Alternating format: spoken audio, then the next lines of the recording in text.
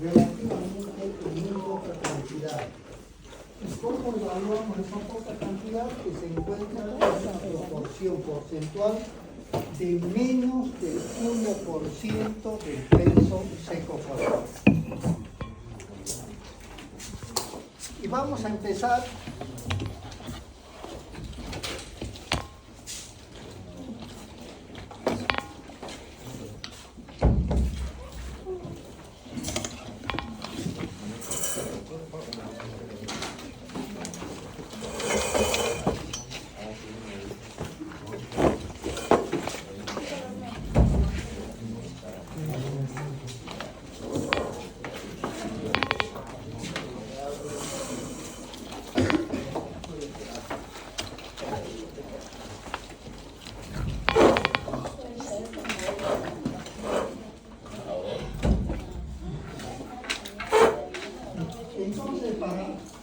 mantener la misma proporcionalidad.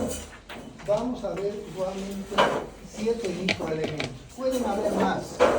Las cantidades de los microelementos, porcentualmente hablando, pueden ser relativamente muy pequeños, muy pequeños. Entonces no va a estar la importancia en función de la cantidad. Ya vamos a ver en el caso del yodo 5 cienmilésimas, es decir, una cantidad mínima. Y sin embargo, la ausencia de esa poca cantidad puede llegar inclusive a producir estados patológicos irreversibles, retardo mental. Bueno, entonces estos serían los principales microelementos. Se supone que todos ellos tienen que ser menos del 1%. Tenemos nosotros al azufre. ¿Cuál es el símbolo del azufre? ¿Y por qué es ese?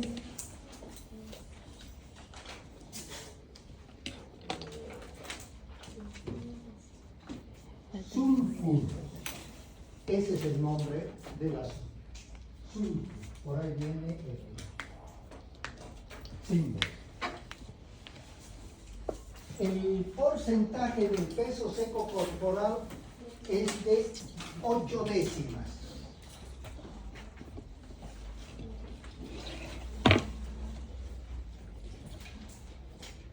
El porcentaje total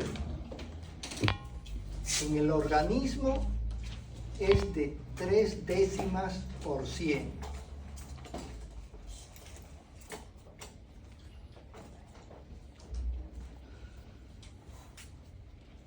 El número atómico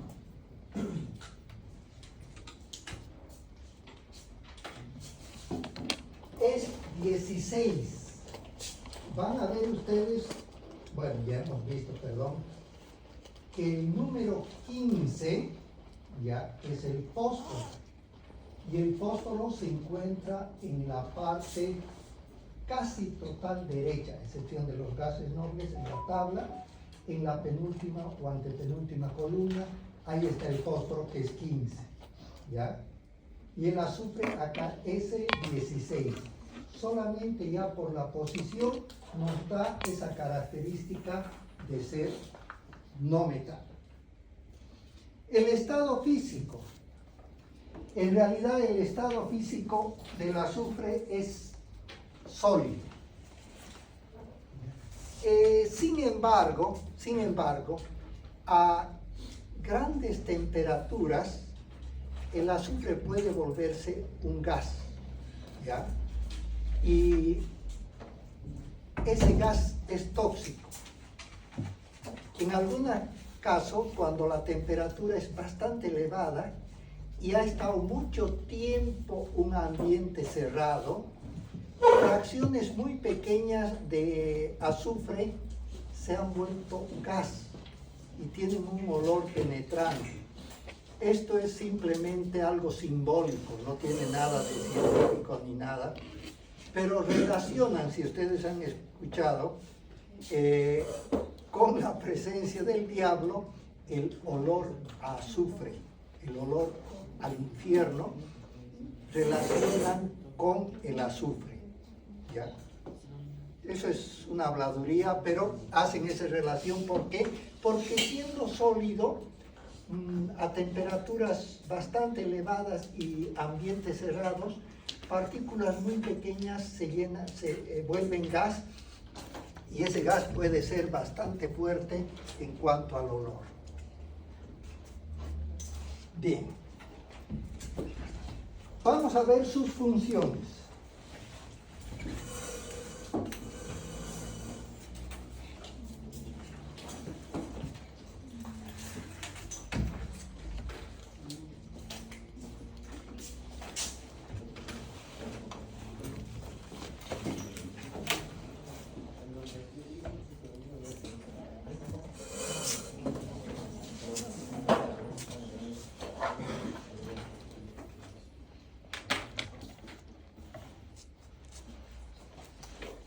Bajo la forma de sulfatos,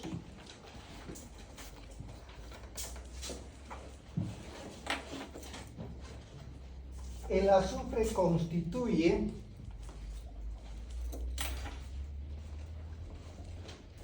uno de los principales aniones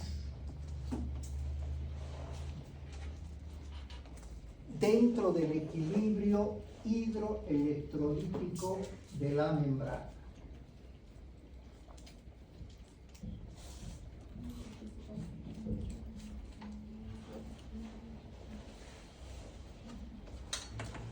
Participa también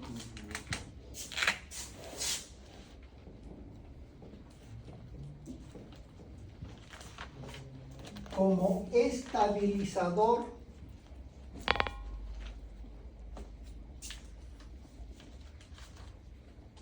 de algunos componentes dentro del organismo.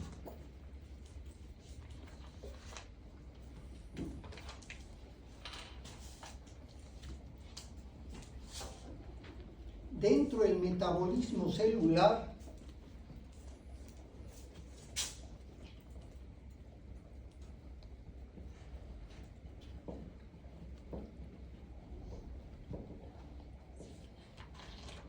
favorece la retención de lípidos.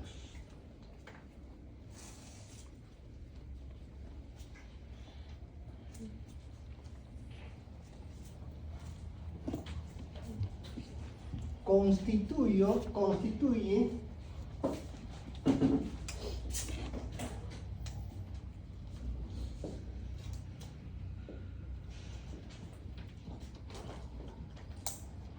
uno de los principales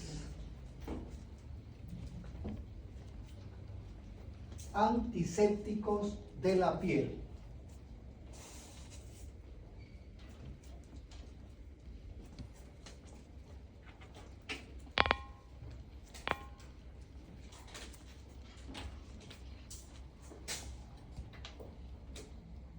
Bueno, entonces, como vemos acá, el azufre con un porcentaje obviamente menos del 1% del porcentaje del peso seco corporal va a actuar como anión principal.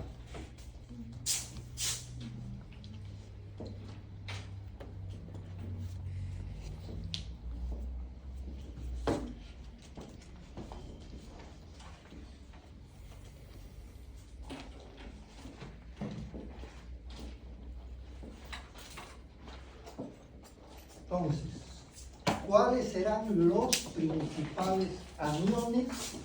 Los bicarbonatos que ya hemos visto, bajo la forma de bicarbonato, el carbono constituye uno de los principales aniones. Ahora estamos viendo el sulfato, uno de los principales aniones dentro del equilibrio.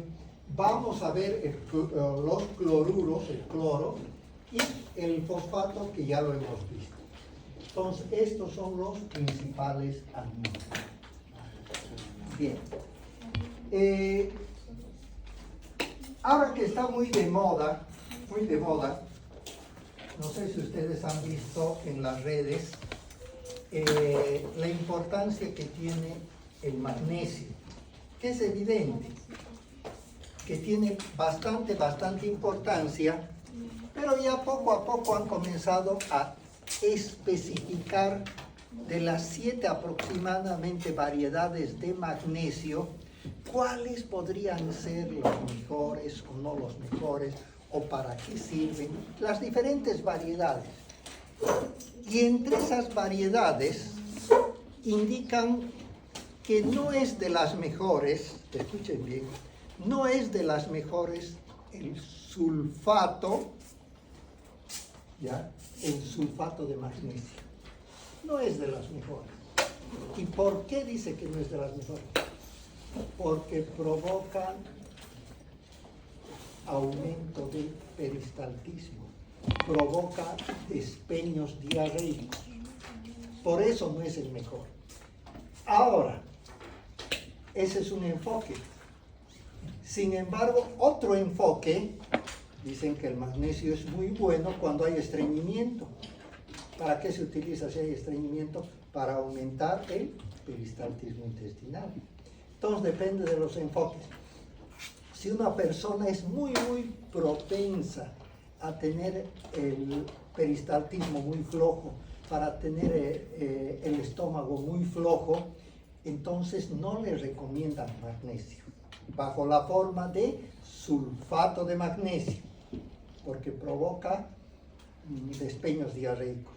Pero la persona que es estreñida, antes se les daba bastante a los niños, es bueno. ¿Por qué? Porque aumenta el peristaltismo. Entonces no tenemos que tener solamente el enfoque que nos dice es malo, pero también podemos ver para otra cosa que puede ser bueno. Las personas que tienen estreñimiento sería bueno.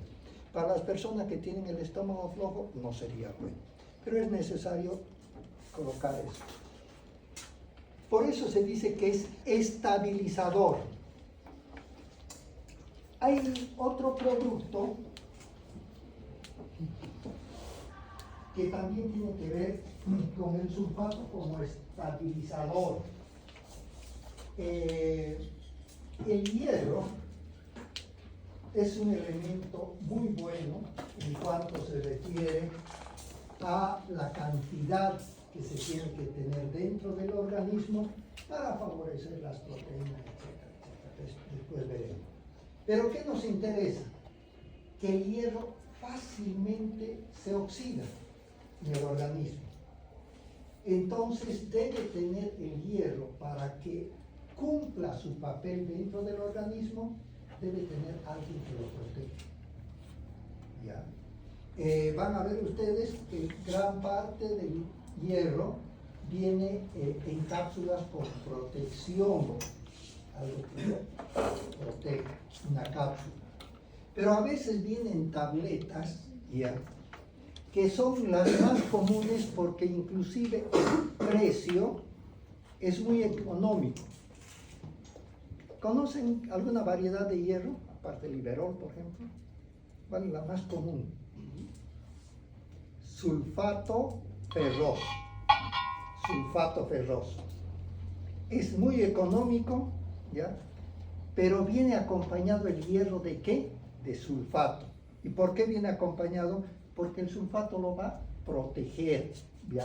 Va a hacer una función de estabilizar un poquito la acción del hierro para que no se oxide al ir de un lugar que es muy ácido, un lugar que es alcalino en el estómago, en el intestino, para que no esté sufriendo esos cambios, es que va a actuar como un estabilizador.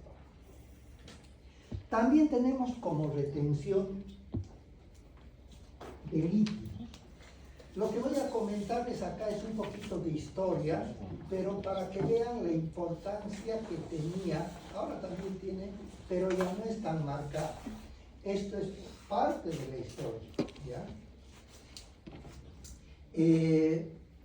Antes no habían muchos colegios secundarios ni particulares, acá en Santa Cruz, en el Beni, no habían. Entonces, ¿qué hacían? ¿Ya? los mandaban muchas veces a los hijos a internados. Estos internados podían ser generalmente de religiosos o no, para que allá los atiendan, ¿ya? Podía ser de provincia a la ciudad o de la ciudad a otros departamentos donde había esos internados. Cuando llegaban allá, pues se los atendía, me imagino, bastante bien, y después de un año, cuando regresaban a sus casas, los hijos regresaban bastante remachaditos, gorditos, ¿ya? ¿Y cuál era el dato que servía ahí?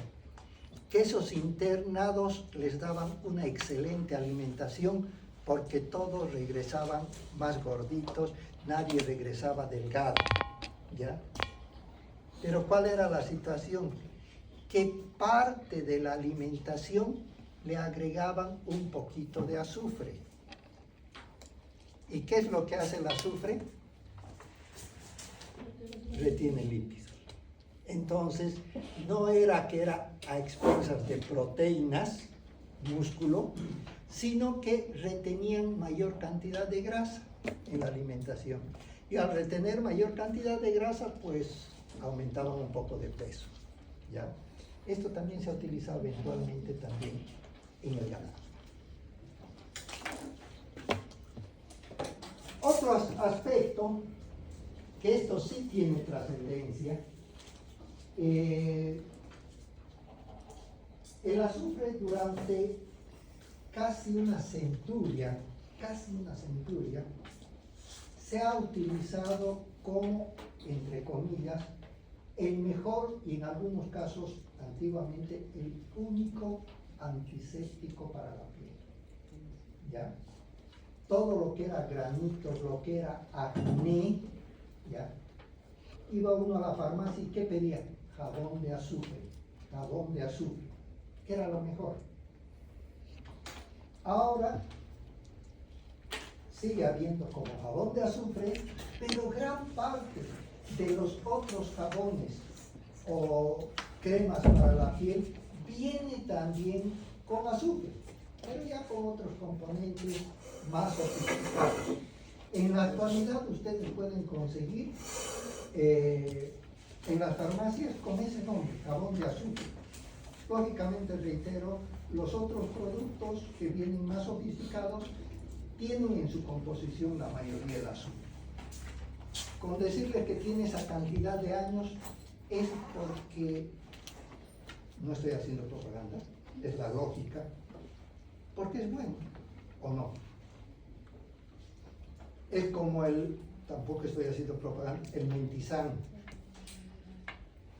El Mentizán, en Europa se vende el Mentizán. Tiene más de 80 años el Mentizán, es fabricado en Bolivia. No puede ser un producto malo, porque un producto malo no tiene saturación. Tiene que tener bastante, aparte, mentol, eucaliptol, etc. Bien. Otros aspectos externos también que tenemos del azufre es que es uno de los componentes, esto en pasado, pero me imagino que han utilizado.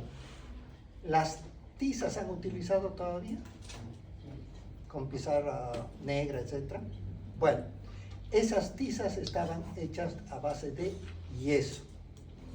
Y el yeso tenía que tener gran parte de azufre, ¿ya? Entonces, la cal también, ¿ya? Tenía ese componente. Entonces, se los utilizaba externamente para otros fines. Bien. Veremos ahora el cloro. ¿Sí?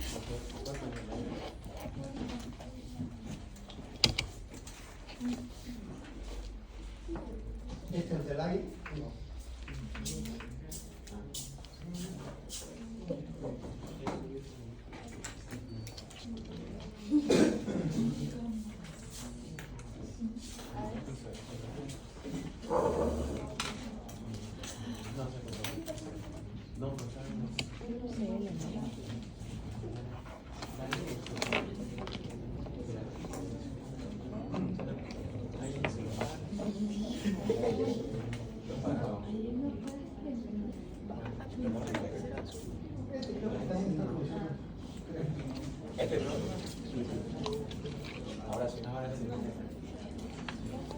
Bueno, ahora veremos otro microelemento.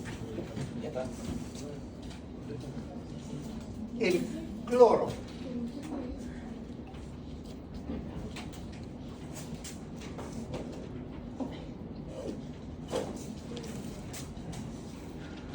Tiene como símbolo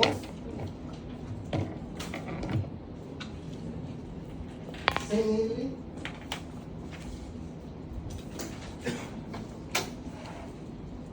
el porcentaje del peso seco corporal 4 décimas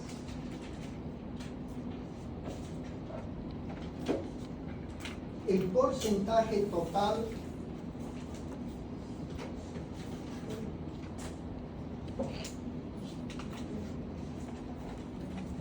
dos décimas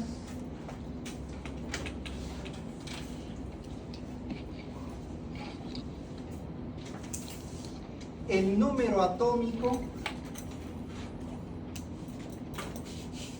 17, ahora se darán cuenta, hemos dicho del 15 el fósforo, 16 el azufre, 17 el cloro. Por lo tanto, solamente por esa ubicación ya podemos indicar que es un no metal.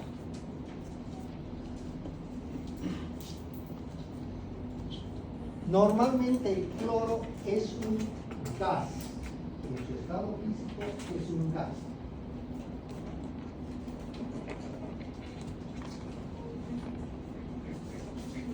Sin embargo, ustedes se darán cuenta, casi nunca, un poquito anestésico, casi nunca hemos visto el cloro bajo su forma natural. Hemos visto cloruro de sodio, hemos visto cómo, ¿cuál es el nombre de la lavandina? Tipo clorito de sodio. Entonces, bajo la forma líquida, pero normalmente no hemos visto bajo la forma gaseosa. Pero inicialmente en la naturaleza se encuentra bajo la forma gaseosa. Bien, vamos a ver las funciones entonces del cloro.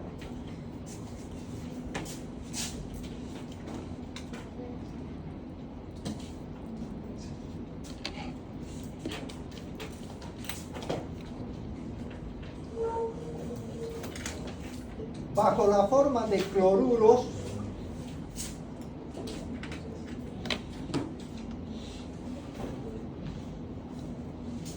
el cloro constituye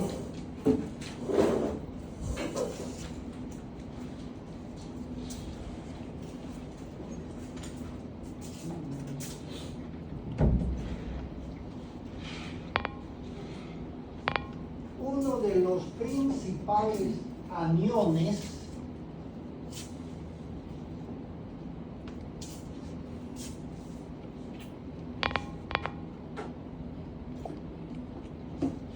dentro del equilibrio hidroelectrolítico de la membrana.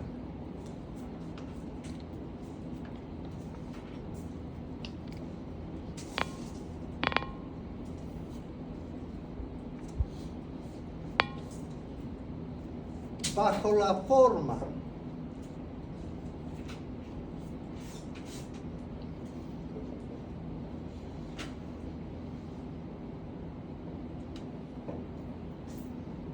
de ácido clorhídrico,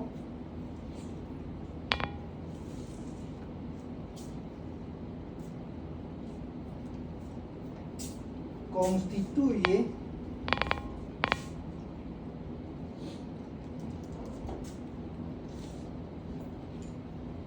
uno de los principales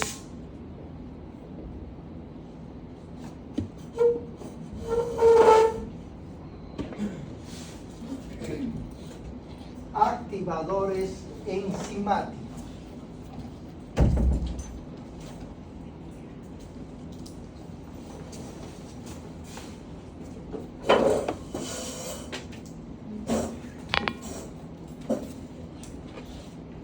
constituye también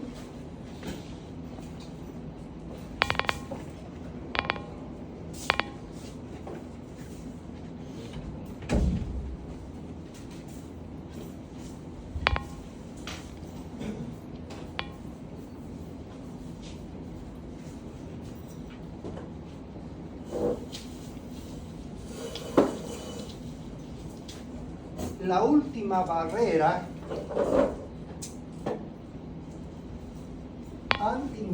antiinfecciosa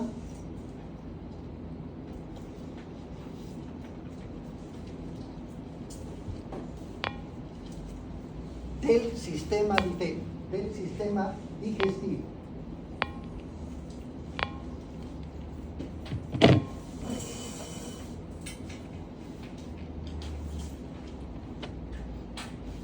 Se utiliza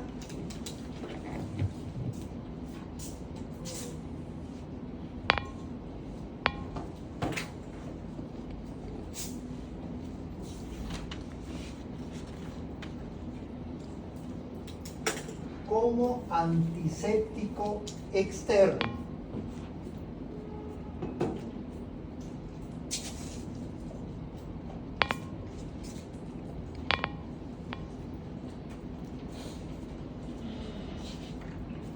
Bueno, vamos a comentar algunas cosas que es conveniente que sepan, pero no con todo el fundamento científico.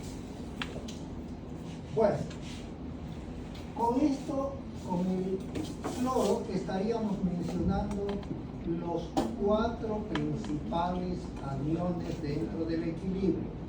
¿Por qué les reitero? Porque con relación a esto va a haber alguna pregunta, ¿ya?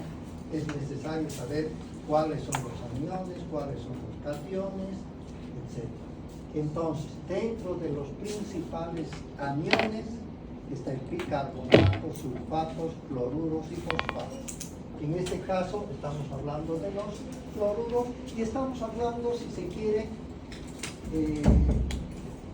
de uno de los principales, por lo que participa de manera muy notoria en lo que significa el equilibrio a nivel de los 1000 equivalentes. Es decir, cuando una persona tiene alguna alteración, le hacen una prueba laboratorial para ver cómo anda del cloro, cómo anda del sodio, ¿ya? Y estos valores del cloro y del sodio no pueden variar demasiado. El hecho de que estén o muy bajos o muy altos significa que hay alguna alteración. Bueno, actúa como activador enzimático. Esto es importante que conozcan porque las enzimas son unos componentes, la mayoría proteínas, que se encargan de acelerar la velocidad de las reacciones bioquímicas en el organismo. Aceleran la velocidad de las reacciones.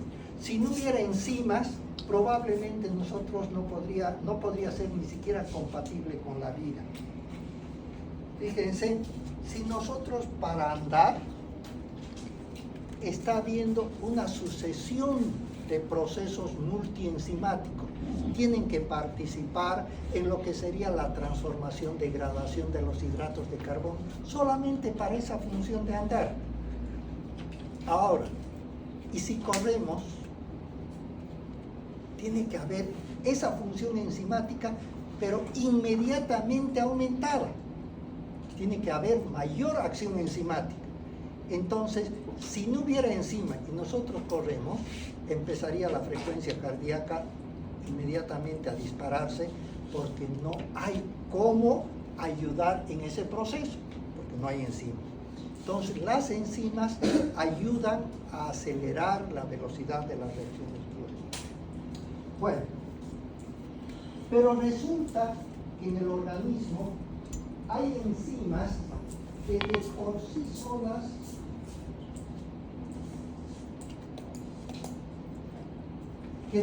solas no actúan, necesitan que le ayude, ¿ya?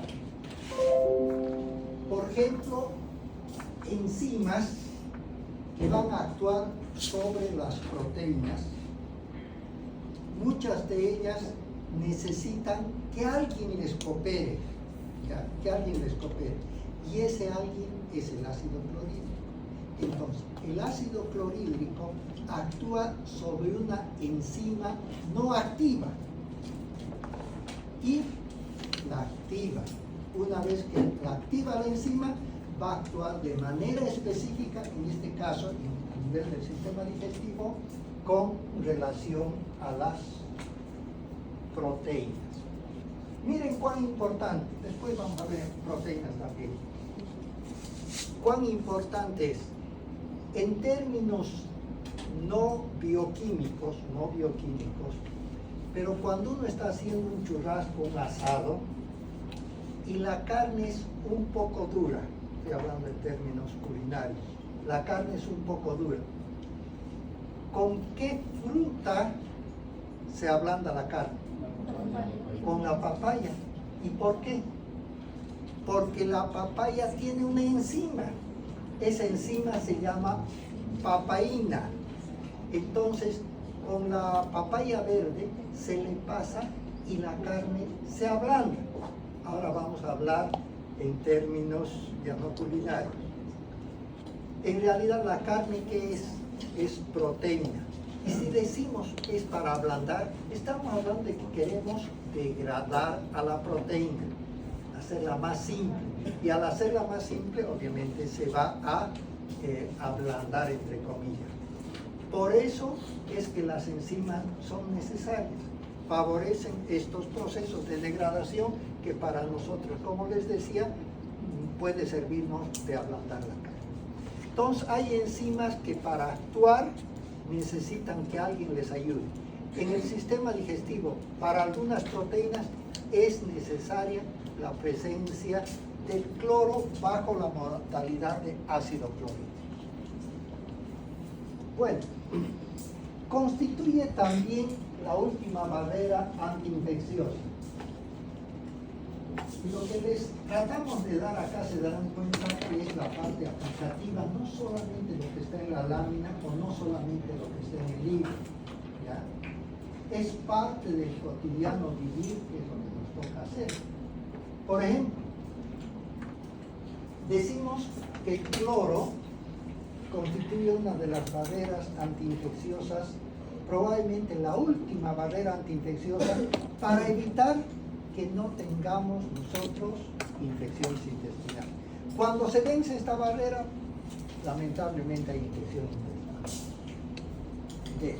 Pero para eso tenemos que hacer algunas precisiones. ¿El estómago normalmente puede estar infectado o no? ¿Qué dicen ustedes? Sí. ¿Por qué puede estar?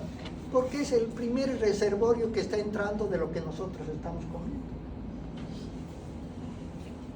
Entra con alguna infección. ¿El intestino grueso normalmente estará infectado o no? Sí, porque está en comunicación vía anal con el exterior. ¿Y el intestino delgado? No, porque no tiene comunicación con el exterior.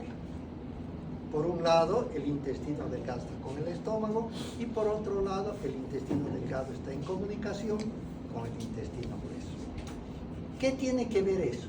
Que cuando nosotros hablamos de infección intestinal, nos referimos generalmente al intestino delgado, porque ese no puede estar infectado, porque en el intestino delgado de ahí se absorben los alimentos, se absorben los nutrientes,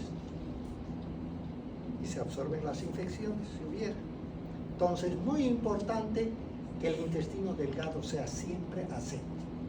Pero, ¿cómo puede hacer el organismo para que el intestino delgado no esté contaminado? Una de esas barreras, es el ácido clorhídrico. ¿Cómo? Y ustedes se van a dar cuenta fácilmente. En realidad, los alimentos tienen diferentes formas de contaminación. Vamos a hablar de otra universidad, no de esta, para evitar susceptibilidades. ¿Ya? Pero hay una contaminación que se llama eólica, que es por el aire. ¿Ya? Por el aire que se puede contaminar. Otra contaminación que puede ser una contaminación endógena. ¿Qué quiere decir? Que el alimento ya venía contaminado, porque fue guardado, porque fue elaborado de alguna manera no muy cuidadosa, porque ya viene con alguna contaminación. Entonces hay varias formas en que el alimento puede estar contaminado. Si ustedes se fijan, cuando compramos una sartén y una empanada, en cualquier lugar, con un mecanismo de protección, se han fijado, para mostrar, porque hay que mostrar las empanaditas, muchas veces ponen un tul, una tela, ¿ya? Para evitar que las moscas vengan, que eso es bueno. Pero esos orificios son pues tremendamente grandes para la contaminación bacteriana. Por lo tanto, si están cubiertos, ¿ya? Y viene el viento levantando la tierra y todo, ¿ya? Está contaminando, porque esos orificios son tremendamente grandes para las bacterias. Por lo tanto, para eso no protege. Bueno, hay una contaminación eólica, el viento, ¿ya? El viento la contamina. Una.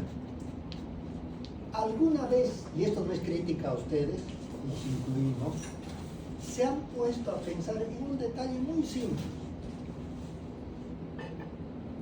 Normalmente cuando comemos una sartén y una empanada agarramos un papel servilleta y la agarramos, ¿sí? Hasta ahí es todo. ¿Alguna vez se han puesto a pensar qué hacen con el último bocado?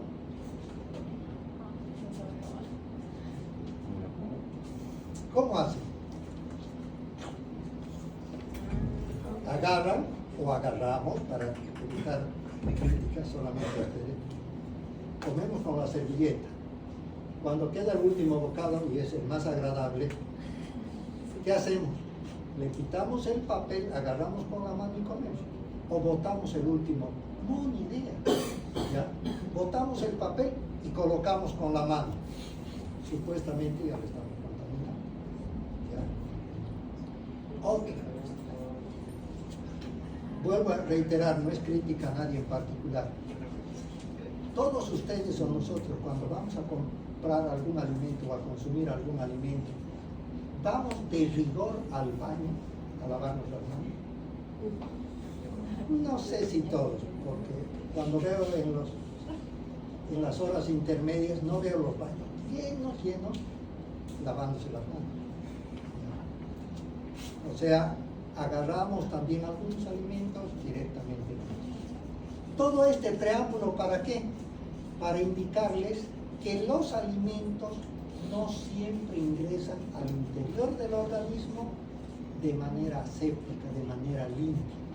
Generalmente pueden ingresar con alguna pequeña contaminación.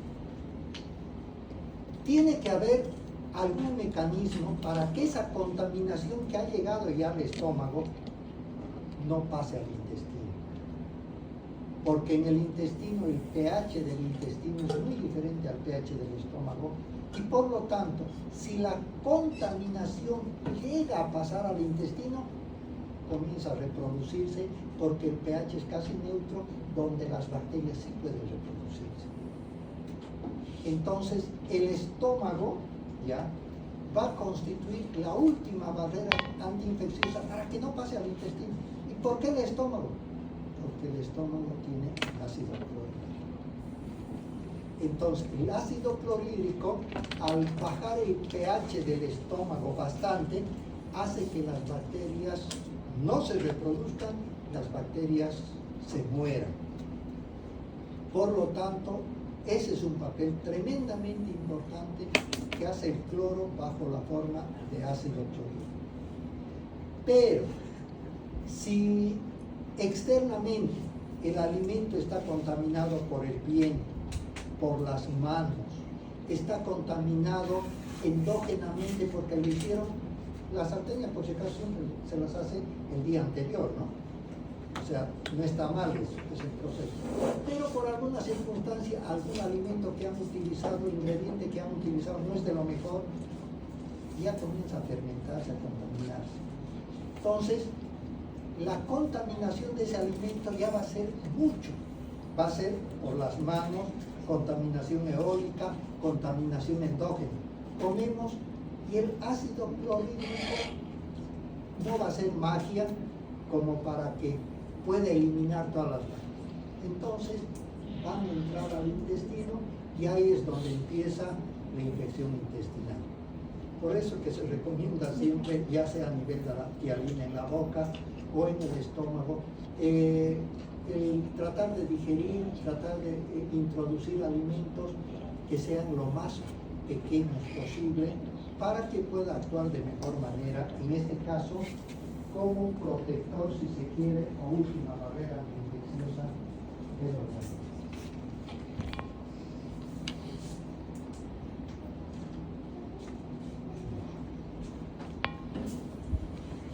Otra de las funciones que va a tener es como antiséptico, ¿ya? Polemizado en algunos casos, ensalzado en otros. Si ustedes recuerdan, porque ya son parte de la misma historia de alguna endemia muy grande que hemos tenido como es el cólera, recordarán ustedes que inclusive para trajinar en algunos días había horas especiales de acuerdo a la cédula de identidad. Unos días salían unos, otros días salían otros. En los bancos que era necesario, unos días atendían con número par, número impar, les tocaba tal día. En los supermercados que había que ir, también había una protección, no sé si recuerdan. Por algún lado había un aparato, como una regadera, una ducha, que mojaba a la persona y que estaba a base de cloro. Pero por otra, si recuerdan, en el piso había unos lugares donde uno tenía que impregnar o empapar los calzados, porque eso también estaba a base de cloro. ¿Cuál era el principal cloro que se utilizaba? El tipo de clorito de sodio, que es la lavandina, o lejía. Se utilizaba eso. ¿Por qué? Porque era una manera de desinfectar. Pero también se desinfectaban los alimentos, ¿ya? Todos aquellos alimentos, como algunas legumbres, hortalizas, ¿ya?, que se extraen de la tierra, venían contaminadas y no siempre había el cuidado de desinfectar totalmente. Entonces, ¿qué se hacía? Se agarraba unas gotitas de cloro, se ponía un recipiente y todo aquello que había estado en contacto con la naturaleza, con el piso, etc., se iba desinfectando. Miren la utilidad que se le daba al cloro. Pero llegó un momento en que se ensalzó demasiado el cloro, ¿ya? Y se presentaron en época de la pandemia de algunos medicamentos que eran excepcionales, bueno, que se decían que eran excepcionales, y algunos estaban a base de cloro, el hidróxido de cloro, uno de ellos, que se presentaron trabajos acá mismo en Santa Cruz, que lastimosamente no pasaron por los comités de investigación o de ética, pero que por la necesidad de tratar de encontrar alguna solución, se utilizaban para no solamente desinfectar la parte externa, sino también para tomar, ¿ya? Pero aparte de eso, para tomar también se inventaron otras cosas, no sé si han escuchado, la ivermectina también. La ivermectina es un producto que es un antiparasitario animal, ¿ya?, que estaba comprobado de que no hacía daño, pero lo que no estaba comprobado es cuán bueno sería. No hacía daño porque se podía dar como antiparasitario, y ya se había hecho la prueba, no producía ningún daño, pero antiviral antiviral, no había mayor experiencia. Por lo tanto, se crearon una serie, el mismo tratamiento del paludismo, cloroquina, primaquina, también se utilizó. Entonces, de acá mismo salieron, con referencia a este producto, 3 protocolos diferentes para tratar parte del COVID. Y pues probablemente ninguno era la panacea, pero a eso me refiero, de que también se dio esa utilidad, en el caso del cloro, como tratamiento interno. Bien. Ahora vamos a ver el sodio.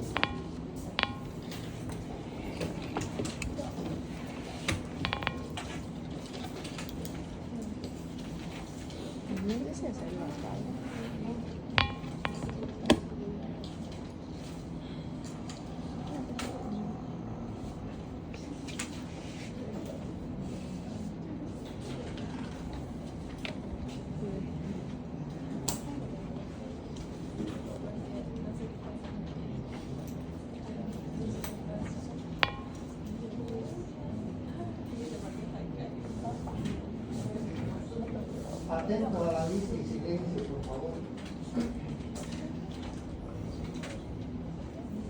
Alemán Santiago.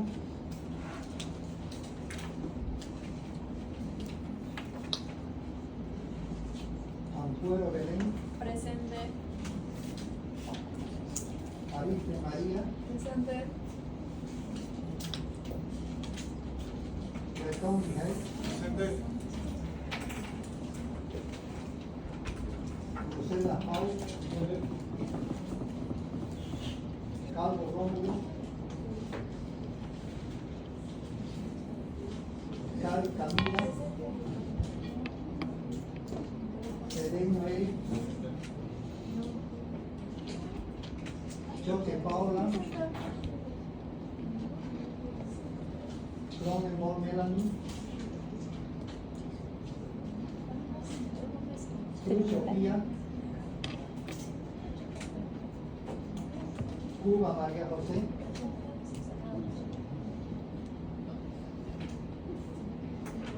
Tájer Charles. Tájer. Sergio José.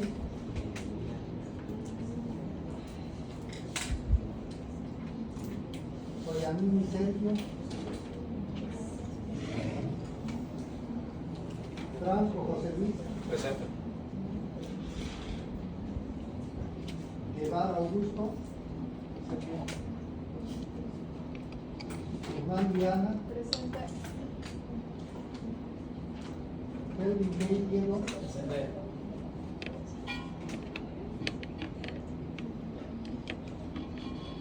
Elba Sigón. Presente. Martín Leonardo. Presente, doctor. Sora Nelly. Presente. Justiniano Luciana. Justiniano Ronald.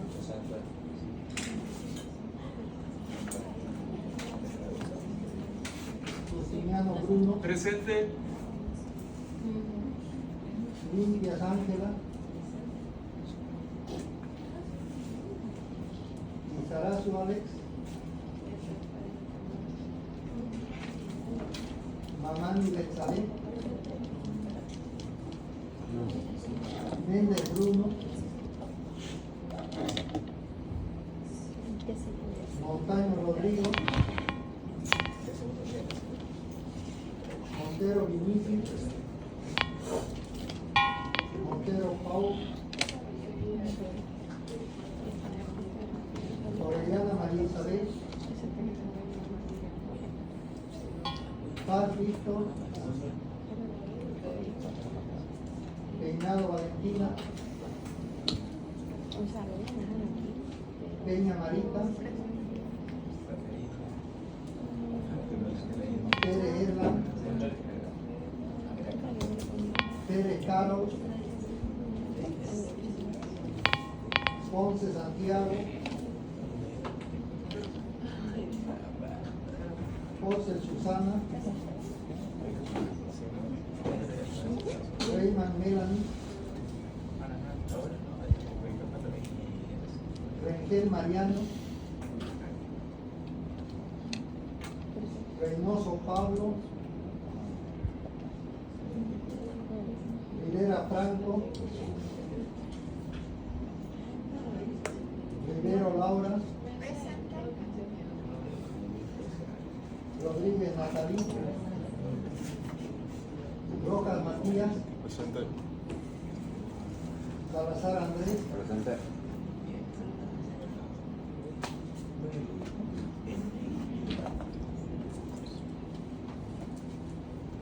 Sarabia Álvaro, Presente.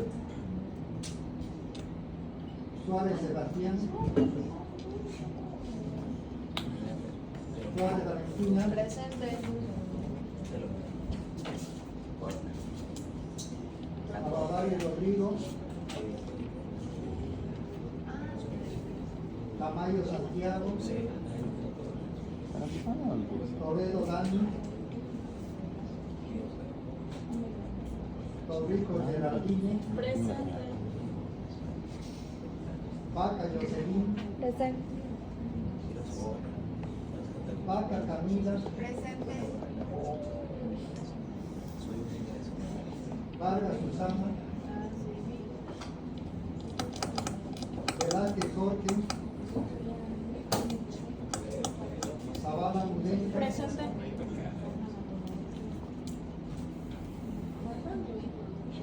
perdón, su nombre por favor de usted. No, sí.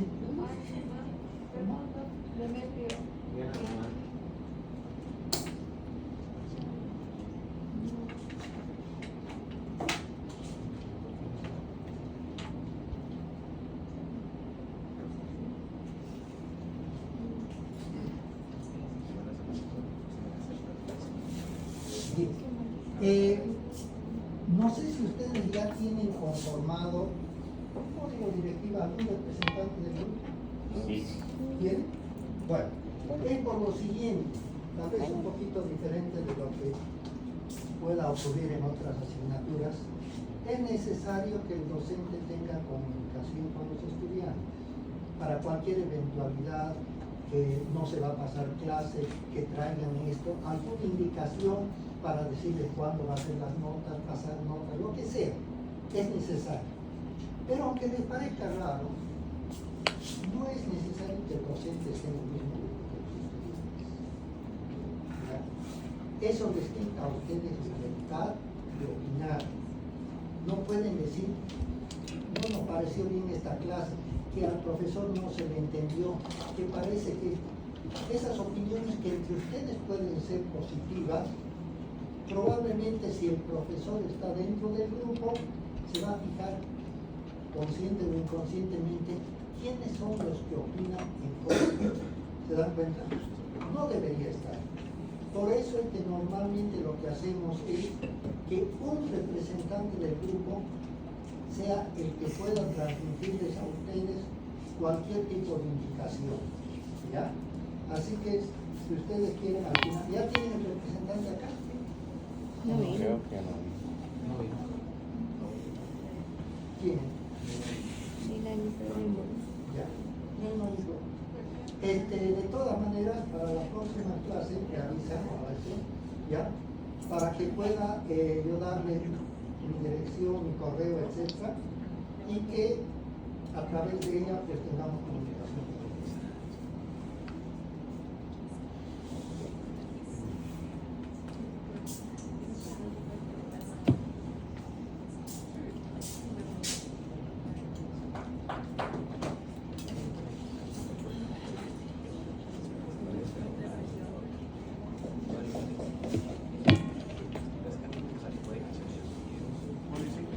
Bueno, vamos a hablar entonces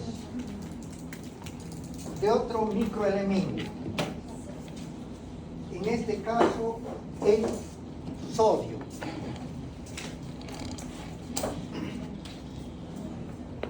¿Cuál será el símbolo del sodio? ¿Y por qué Na? Por natrium.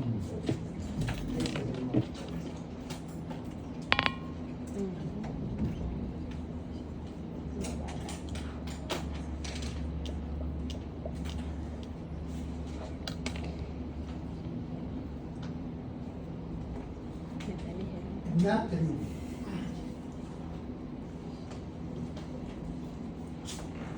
Bien. El peso seco corporal, ¿cuánto va a ser? 4 décimas por 100.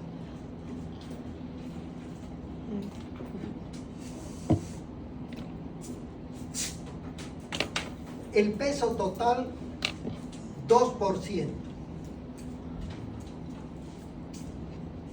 El número atómico, 11. El número atómico 11. Está empezando la tabla periódica de los elementos de este lado izquierdo.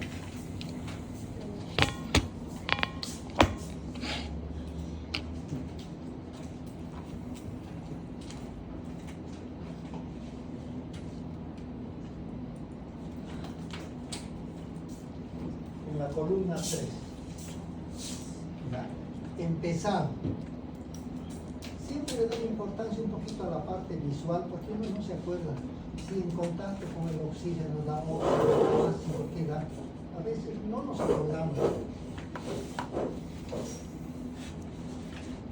Pero sí por la posición en que está, podemos nosotros darnos cuenta. Acá el sodio está en la posición 11, quiere decir número atómico tiene 11 protones, de ahí viene el nombre.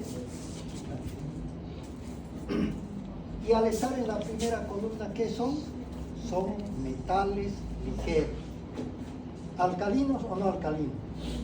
Alcalinos, igual que las dos columnas. Pero la primera no es estéreo, no se parece a la Tierra. Entonces, metal ligero, alcalino, solamente.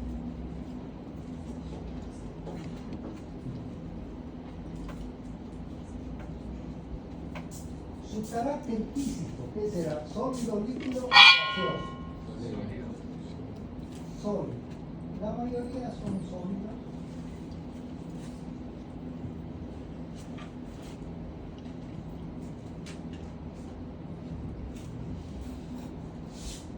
Ahora veremos sus funciones.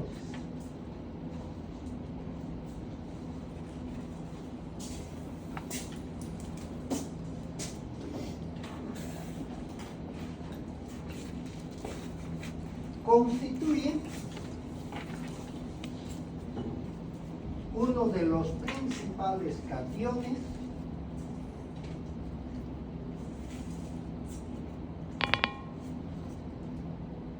dentro del equilibrio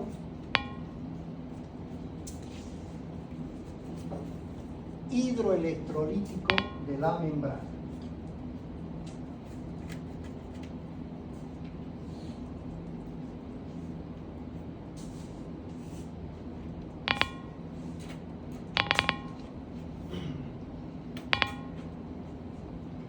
En el sistema digestivo,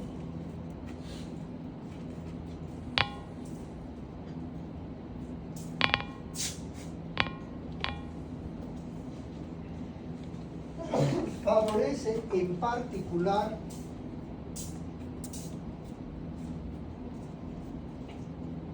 la retención de líquidos.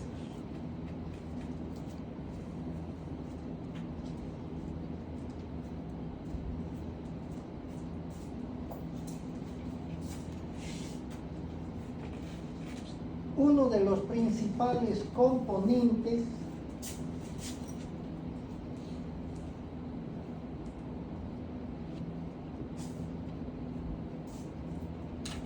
de la sal común.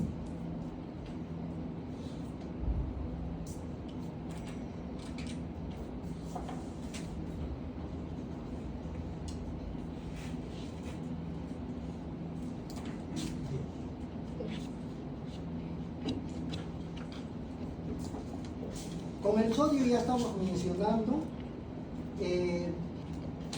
casi la totalidad de los cationes.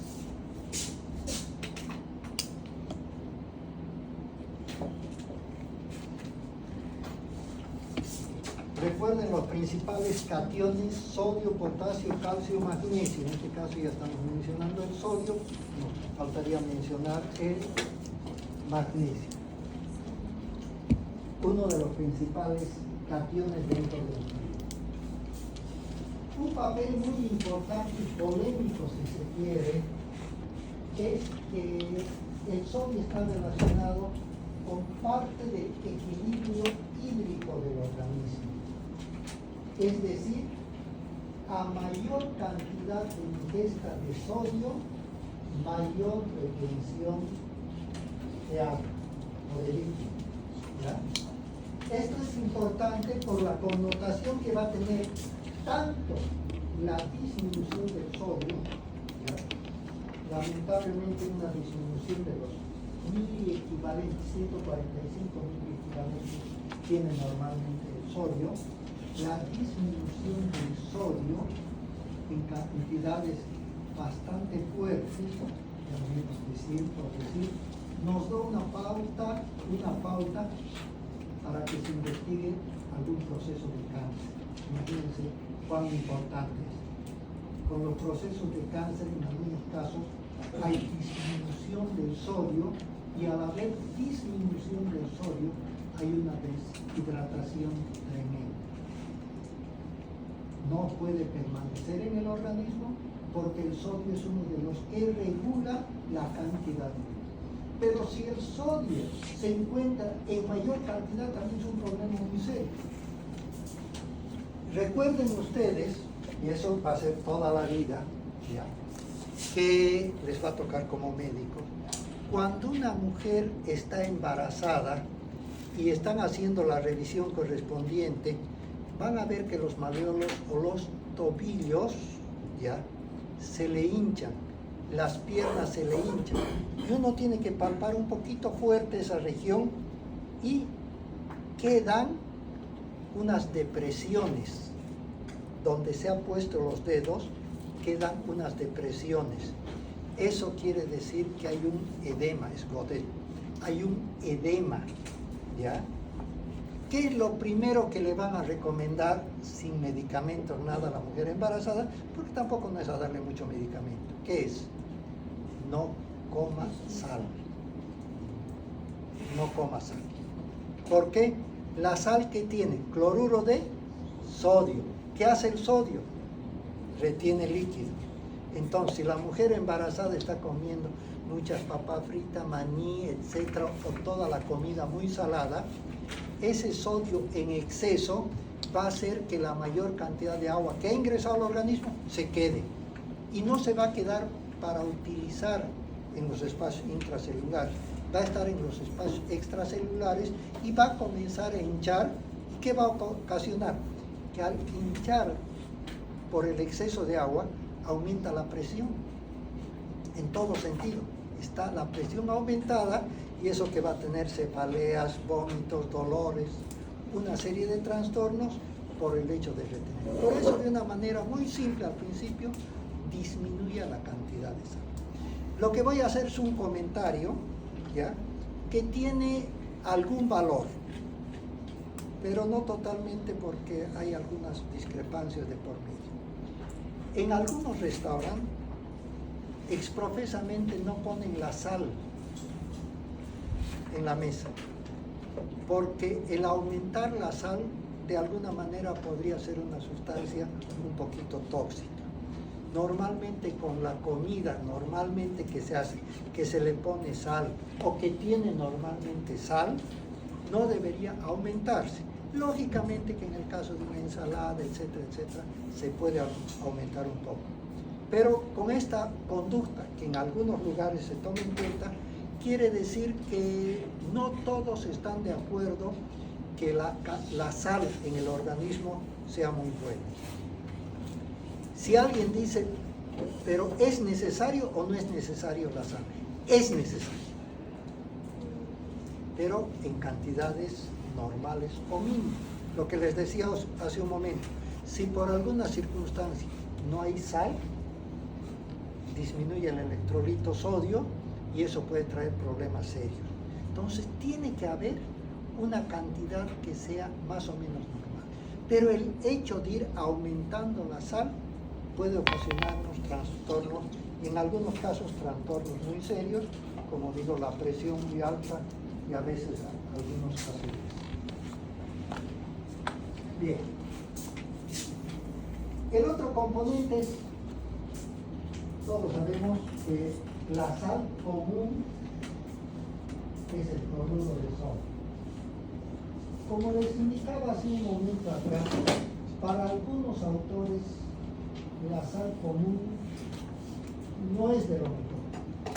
Deberíamos restringir bastante la sal. Debería restringirse la sal bastante, y para eso es que han, no digo intentado porquería, que le han dado mucha vigencia a otro tipo de sal que no retiene líquido, cloruro de potasio. Es salada, pero no tiene sodio. Esto lo utilizan bastante los deportistas de élite. En el caso de aquellos que hacen halterofilia, que levantan peso, que están cerca de un campeonato, no les conviene tomar sal. ¿Por qué? Porque la sal les va a retener líquido, les va a aumentar de peso. Lo que necesitan es tener menos peso en ese momento, estar, si se quiere, parcialmente deshidratado. Entonces, para evitar ese problema, prefieren tomar o colocar como aderezo cloruro de potasio. Pero hay un problema. El cloruro de potasio no sirve para hacer hervir con los alimentos. No se le puede poner desde un principio a la olla sal, en este caso cloruro de potasio, sino para un aderezo en la ensalada, en lugar de ponerse la sal común, se le pone la sal con potasio. Han debido escuchar también que para evitar en algunos casos la sal común, el cloruro de sodio, ¿qué se utiliza? Otra sal marina, porque la sal marina tiene además otros componentes que podrían ser fácilmente absorbibles, algunos oligoelementos, algunos minerales también. Es una sal que, entre comillas, tiene la única particularidad de ser rosada. Es más rosada que la sal blanca que tenemos normal. Bueno, eso es. ¿Hasta acá alguna pregunta? ¿Sí?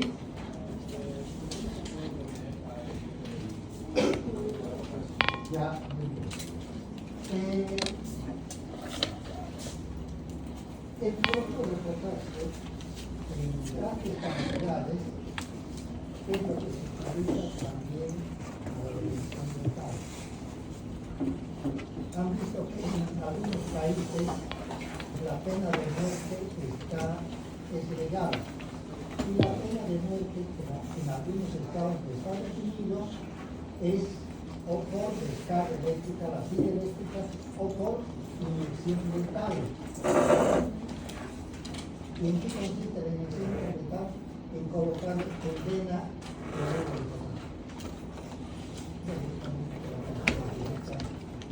entonces, al que se potencializa.